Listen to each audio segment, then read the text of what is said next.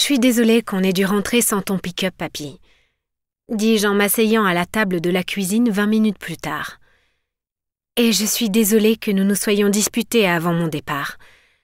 Je suis frustrée et ma famille me manque, mais ce n'est pas une bonne raison pour te parler comme ça dans ta maison.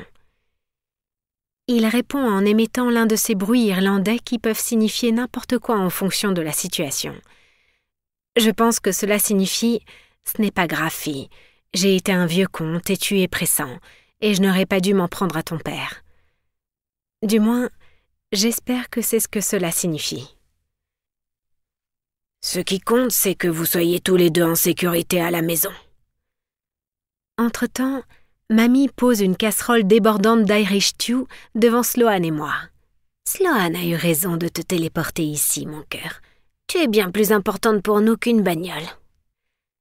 À en juger par la mine renfrognée de mon grand-père, je ne suis pas trop sûre qu'il soit d'accord. Mon sac d'ordinateur était sur la banquette arrière. Tu crois que quelqu'un va le voler ? Demandai-je en beurrant une tranche de pain. Nous sommes dans le comté de Kerry, pas à Toronto. Ici, tout le monde connaît le sens du respect et de l'honneur. Je pose ma fourchette pour ne pas être tentée de l'embrocher avec. Donc tu veux dire que les gens de Toronto sont moralement corrompus ? On est des Canadiens, bordel de merde.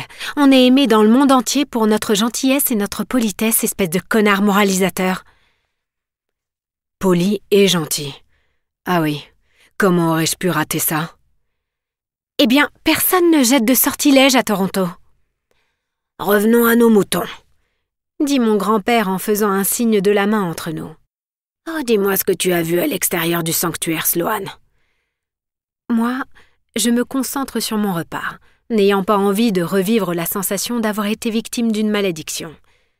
C'est ridicule. Qui jette des sorts aux gens ? Apparemment, des créatures obscures qui en veulent au clan comme elle.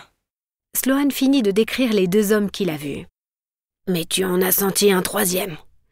Oui, mais je ne l'ai pas vu. Il a dû se rendre invisible. Une 3e, dit la voix dans ma tête. La 3e personne était une femme.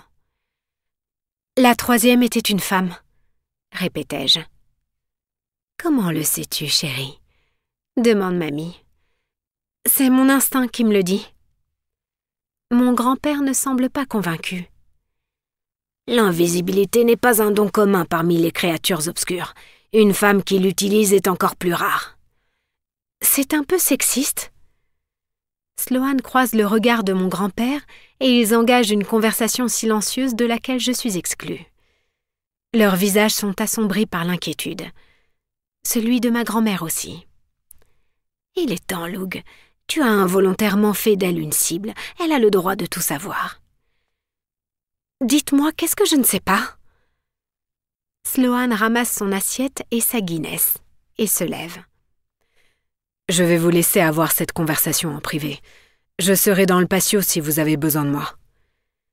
Mes grands-parents le regardent partir, tandis que je me tortille contre le dossier de ma chaise pour me gratter les omoplates. Je me sens toujours mal à l'aise. Allez, parle! C'est si grave que ça? Mon grand-père croise les doigts sur la table devant lui et redresse la tête. Il respire profondément et expire. Tu m'as demandé pourquoi je meurs et de quelle aide j'ai besoin pour éviter que cela n'arrive. C'est là que le bas blesse. La vérité, c'est que je meurs à cause de ton père. Quoi? C'est des conneries. Papa n'a rien fait. Il lève une main et je me tais. Avant que ton père ne parte, nous nous sommes disputés. Il a dit beaucoup de choses et moi aussi. Le résultat a été que je l'ai dépouillé de ses pouvoirs et que je l'ai chassé. Oui, il m'a dit que tu l'avais renié. Il a aussi dit que si tu n'étais plus son père, alors nous n'étions pas tes petits-enfants.